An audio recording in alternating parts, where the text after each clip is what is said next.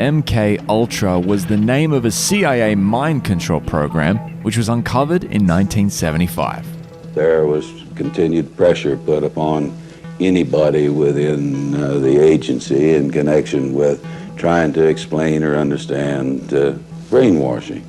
For over 2 decades, they conducted illegal experiments on unwitting human subjects, primarily from the US and Canada.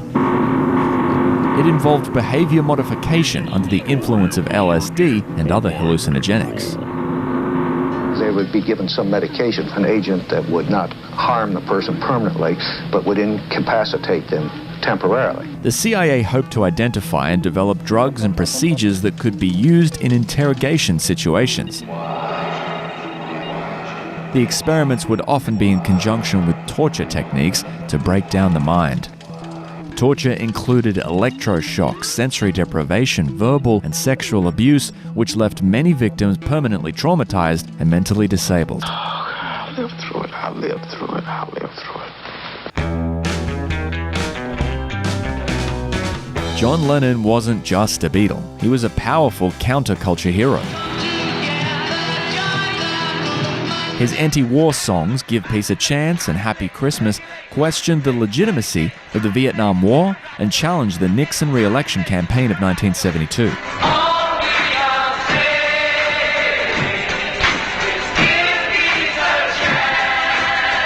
It was only after his murder in 1980 was it revealed that the FBI spied on Lennon for an entire year. When it first started, I was followed in the car, and my phone was tapped, and I think they wanted me to know to scare me, and I was scared, paranoid. This surveillance operation led to an attempt to deport Lennon from the US in 1972. What do you think your chances are of remaining in this country? 99-1. Prohibition was introduced to the US in 1920 to control the country's alcohol consumption. When illegal bootlegging operations became a problem, the US government took more drastic measures. In the mid-20s, the government poisoned the country's illegal liquor supply by adding toxins, including highly lethal methanol. So what the government then looked at was, can we do something to this alcohol that makes it much riskier to drink, and use that essentially as a chemical enforcement of prohibition. It wasn't until medical examiner Charles Norris investigated the growing amount of deaths that the truth was revealed.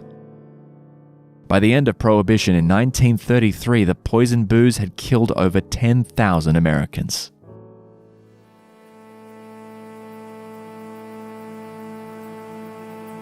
In the 1950s and 60s in Canada, there was a campaign to eliminate homosexuality from the civil service.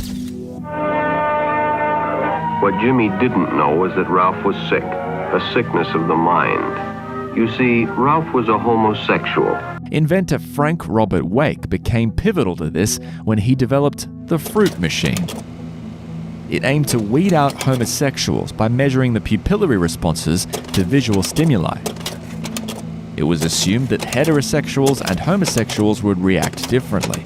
How many gay people do you know? Why are you concerned about how many people? You know, I'm dedicated, I work hard at my job. The fruit machine had innumerable variables that made it hardly scientifically accurate. Despite this, more than 400 people were expelled using this experiment, and 9,000 more were kept on a file of suspects. I was an excellent soldier. I became homeless. I couldn't come back to Ontario.